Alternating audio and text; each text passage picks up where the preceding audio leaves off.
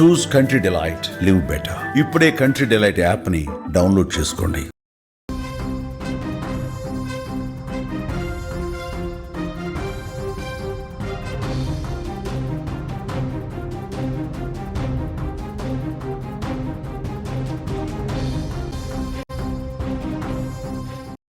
ఎన్టీఆర్ జిల్లా విస్సన్నపేట మండలంలో విషాద ఛాయలలుముకున్నాయి. సిగాచే ఫ్యాక్టరీ ప్రమాద మృతుల్లో పుట్టేల గ్రామానికి చెందిన యువతి రమ్యశ్రీ ఉన్నారు. రమ్యశ్రీతో పాటు కాబోయే భర్త కూడా ఇద్దరు మృతి చెందారు. గుండెలవసేలా రమ్యశ్రీ కుటుంబ సభ్యులు ఓ పక్కన రోధిస్తున్న పరిస్థితి అయితే కనపడుతోంది. కష్టపడి చదివి ఉద్యోగంలో చేరాలనేది అమ్మాయి కల. తల్లిదండ్రులు కష్టపడి చదివిస్తే చక్కగా చదువుకొని కలవైపు అడుగులు వేసింది. చదివిన చదువుకే ఉద్యోగం చేస్తూ కన్నవారికి కంటికి రెప్పలా చూసుకుంటోంది వారిని. తోటి ఉద్యోగిని ప్రేమించి ఇంట్లో ఒప్పించింది. మరో కొద్ది రోజుల్లో ఘనంగా వారి వివాహం జరగాల్సిందే. కానీ విధి వక్రించింది. కలలు కన్నీళ్లుగా మారాయి. హైదరాబాద్ పరిసర ప్రాంతం పాషమైలవరంలో ఉన్న సిగాచి ఫ్యాక్టరీలో జరిగిన పెను ప్రమాదంలో ఆ యువతి మరణించింది. ఆమెనే కాదు, కాబోయే భర్త కూడా ప్రాణాలు కోల్పోయాడు. దీంతో ఆమె స్వగ్రామం ఎన్టీఆర్ జిల్లా విస్సన్నపేట మండలం పుట్టేల గ్రామంలో విషాద ఛాయలు కమ్మేశాయి. కుటుంబ సభ్యులు కన్నీరు మున్నీరవుతున్న పరిస్థితి కనిపిస్తుంది. అయ్యో రమ్యశ్రీ, నీకప్పుడే 100 ఏళ్లు నిండిపోయాయా అమ్మా అంటూ ఆమె తల్లి ఏడుస్తుండే గుండె తరుక్కుపోతోంది. ఇక ఇదే అంశానికి సంబంధించి మరింత సమాచారం మా ప్రతినిధి సాయిని అడిగి తెలుసుకుందాం. సాయి, సిగాచి ఫ్యాక్టరీ ప్రమాదంలో రమ్యశ్రీ మృతి చెందింది. ఆమె స్వగ్రామం అంతా కూడా విషాద ఛాయలు అలుముకున్నాయి. ఏంటి ప్రస్తుతము రమ్యకి సంబంధించి మొత్తం ఒక్క పుట్రాలే కాదు, మొత్తం తిరువురు అంతా కూడా చర్చించుకుంటున్న పరిస్థితి. ఎందుకంటే ఇద్దరు కూడా ఇప్పుడు రమ్యశ్రీ గాని నిఖిల్ రెడ్డి గాని కాబోయే త్వరలోనే వాళ్ళిద్దరికి పెళ్లి కూడా జరగబోతోంది. దీనికి సంబంధించి స్వయంగా స్థానిక ఎమ్మెల్యే, తిరువురు ఎమ్మెల్యే ఆయన కూడా కొలికపూడి శ్రీనివాస్ కూడా వాళ్ళిద్దరిని అభినందిస్తూ కూడా గత 4 రోజుల క్రితం కూడా వాళ్ళని ఇంటికి పిలిచి మరి వాళ్ళకి బట్టలు కూడా పెట్టిన పరిస్థితి. త్వరలోనే వాళ్ళిద్దరికి పెళ్లికి ప్రధాన కారణం కూడా తిరువురు ఎమ్మెల్యేనే. బేసిక్ గా ఇద్దరిది కూడా వేరు వేరు జిల్లాలు. సో ఇక్కడ ఎవరైతే నిఖిల్ రెడ్డి ఉన్నాడో అతను ఇక్కడ కడప జిల్లాకు సంబంధించి జమ్మలమడుగులో అతను చాలా చిన్న కుటుంబానికి సంబంధించిన ఒక రైతు బిడ్డ. అయితే ఎంఎస్సి చదువుకుని ఎంఎస్సిలో చాలా మంచి మార్కులతో ఉత్తీర్ణత అయ్యాడు. అయితే దీనికి సంబంధించి కెమికల్ ఫ్యాక్టరీలో అతనికి ఉద్యోగం వచ్చింది. ఇదే మూమెంట్ లో సేమ్ ఎవరైతే చనిపోయిందో రమ్యశ్రీ, ఆమె తిరువురుకి సంబంధించి పుట్రాల. సో ఆ అమ్మాయి కూడా సేమ్ ఎంఎస్సీనే చదివి ఇద్దరు కూడా క్లాస్మేట్స్. అయితే ఇద్దరికి కూడా ఒకే సంస్థలో ఉద్యోగం రావడంతో ఇద్దరు కూడా ఒక విధంగా చెప్పాలంటే ఇద్దరు కలిసి చదువుకున్నారు. అలాగే కలిసి వాళ్ళు ఒకే కంపెనీలో ఉద్యోగం చేస్తున్నారు. జీవితాన్ని కూడా కలిసి ప్రారంభిద్దాం అనుకున్నారు. అయితే ఇద్దరి కులాలు వేరు కావడంతో స్థానిక ఎమ్మెల్యే, తిరువురు ఎమ్మెల్యే స్వయంగా తను ఇద్దరిని దగ్గరికి తీసుకుని ఇద్దరు తల్లిదండ్రులను ఒప్పించి ఇద్దరు కుటుంబాలని కలిపి ఆయన పెళ్లికి ఏర్పాట్లు చేశారు. అంటే చూడొచ్చు వీళ్ళ కథ, వీళ్ళ ప్రేమ కథ ఎమ్మెల్యే దాకా వెళ్ళి ఎమ్మెల్యే స్వయంగా వాళ్ళ పెళ్లిని జరిపించే విధంగా వెళ్ళింది. అంటే పరిస్థితి ఏ విధంగా ఉందో, ఇద్దరు కూడా బాగా ఎంఎస్సీలో ఇద్దరు మంచి మార్కులు తెప్పించుకున్నారు. ఇద్దరు కూడా జీవితంలో స్థిరపడాలనుకున్నారు. 2 కుటుంబాలను ఒప్పించడం అతి కష్టమైంది. కానీ ఎమ్మెల్యే స్వయంగా రెండు కుటుంబాలను ఒప్పించారు. అతి త్వరలోనే పెళ్లి జరగబోతోంది. ఆయన స్వయంగా కొలికపూడి శ్రీనివాస్ ఆయన స్వయంగా ఫేస్బుక్ వేదికగా ఆయన బాధని వ్యక్తపరిచారు. ఆయన ఇద్దరిని నేను 4 రోజుల క్రితమే కలిశాను, వాళ్ళ తల్లిదండ్రులు కూడా కలిశాను.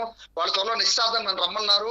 నేను కూడా వాళ్ళిద్దరిని కూడా ఇద్దరు ఎవరైతే నిఖిల్ రెడ్డి రమేష్ ఇద్దరిని కూడా హైదరాబాద్ లో నా ఇంటికి పిలిచి వాళ్ళకి బట్టలు కూడా పెట్టాను.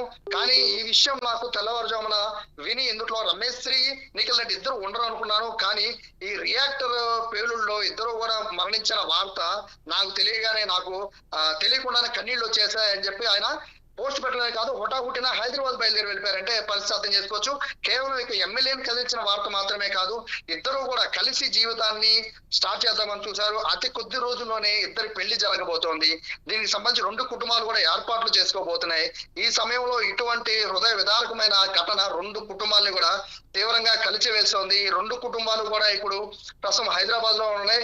గ్రామంలో అయితే ప్రస్తుతం అయితే పుట్రేల గ్రామం అంతా కూడా పుట్రేల సంబంధించి వీరు ఉన్న ఏదైతే గిరిజన తండా ఉందో మొత్తం కూడా శోకసంద్రంలో మునిపోయిన పరిస్థితి.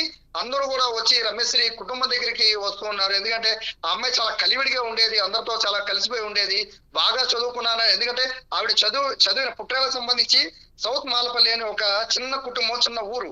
ఆ ఊర్లో ఎంఎస్సీ చదివిన ఈ రమ్యశ్రీ మొత్తం అందరితో కూడా అంటే పెద్ద చదువులు చదివాను, పెద్ద ఉద్యోగం చేస్తున్నానని ఏమాత్రం కూడా ఆవిడ అక్కడ హోదాను చూపించుకుని అందరితో చాలా కలిసిపోయి ఉండేది.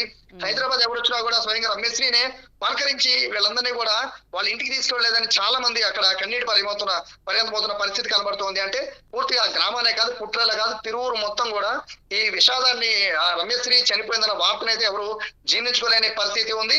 అయితే నిన్నటి వరకు సభ్యులు కూడా ఖచ్చితంగా ఆ కంపెనీలో పనిచేస్తున్నారు. కానీ ఎవరైతే తప్పించుకున్న 52 మంది ఉన్నారో ఆ 52 మందిలో ఖచ్చితంగా వీళ్ళిద్దరు ఉండే ఉంటారు. బహుశా ఫోన్లు లేకపోవడం వల్ల వీళ్ళిద్దరు కాంటాక్ట్ చేయలేకపోయారేమో, లేదా చిన్న చిన్న గాయాలు హాస్పిటల్లో ఏమైనా ట్రీట్మెంట్ తీసుకుంటున్నారేమో, లేదా షాక్ లో ఉన్నారేమో అనే ఫీలింగ్ లో ఉన్నారు తప్ప ఎప్పుడైతే నిన్న డిఎన్ఏతో మ్యాచ్ చేసి చూడడం, అలాగే కొన్ని వస్తువుల్ని ఐడెంటిఫై చేయడం ద్వారా ఇద్దరు కూడా చనిపోయారని తెలియజేయడంతో రెండు కుటుంబాలను అయితే ఆపలేని పరిస్థితి కనబడుతోంది. రెండు కుటుంబాలను స్వయంగా ఎమ్మెల్యే ఓదార్చినా కూడా అక్కడ ఆగలేని పరిస్థితి కనబడుతోంది. పూర్తిగా ఎమ్మెల్యే కూడా ఒక షాక్ లో ఉన్నాడు. ఎమ్మెల్యేనే కాదు, అంటే పెళ్లి కుదిర్చిన ఎమ్మెల్యేనే కాదు, రెండు కుటుంబాలు కూడా బేసిక్ గా ఈ ఇన్సిడెంట్ జరగకుండా ఉంటే బహుశా నెక్స్ట్ మంత్ లోనే ఇద్దరికి వివాహం జరిగి ఉండే. సో నిశ్చితార్థం కూడా దాదాపుగా పెట్టుకున్నారు. సో ఈ నేపథ్యంలో ఇలా రెండు కుటుంబాలు కూడా ఇద్దరిని కూడా వాళ్ళు రెండు కుటుంబాలకి వీళ్ళిద్దరూ రెండు కళ్ళులా భావించారు. ఇద్దరు ఒకే కంపెనీలో పనిచేస్తున్నారు కాబట్టి వీళ్ళకి ఇబ్బంది ఉండేది కాదు. హైదరాబాద్ లో సెటిల్ అయిపోయి ఉన్నారు కాబట్టి ఇద్దరు మంచి జీవనం చూసుకుంటారు. అలాగే ఇద్దరు తల్లిదండ్రుల్ని కూడా వీళ్ళు చక్కగా చూసుకుంటారని ఎన్నో కళ్ళకు అన్నారు. కానీ ఒక్క పెను ప్రమాదం రెండు కుటుంబాల్లో విషాదం నింపేసింది. ఇద్దరు కూడా కుటుంబానికి పెద్దలా మారిన పరిస్థితి. పేరుకి వీళ్ళు ఉద్యోగం చేస్తున్నారని కాదు, రెండు కుటుంబాలను కూడా వీళ్ళే పోషిస్తున్న పరిస్థితి కనబడుతుంది. ఈ నేపథ్యంలో ఇటువంటి ఘటనలు జరగడం అయితే పూర్తిగా అందరినీ కూడా విషాదంలో ముంచేసిందనే చెప్పుకోవాలి. వీళ్ళని కనీసం కంట్రోల్ చేసే పరిస్థితి కూడా అక్కడ ఉన్న వాళ్ళు ఎవరో తరం కూడా కావడం లేదు. ఎందుకంటే కనీసం శరీరం దొరికినా కూడా దాన్ని ఖననం చేయడానికి అవకాశం ఉంటుంది. కానీ అత్యంత దారుణమైన పరిస్థితుల్లో వాళ్ళ మృతదేహాలు ఉన్నాయి. దాన్ని చూడడానికి కూడా కనీసం తల్లిదండ్రులు సాహసించలేకపోతున్నారంటే పరిస్థితి ఏ విధంగా ఉందో అర్థం చేసుకోవచ్చు.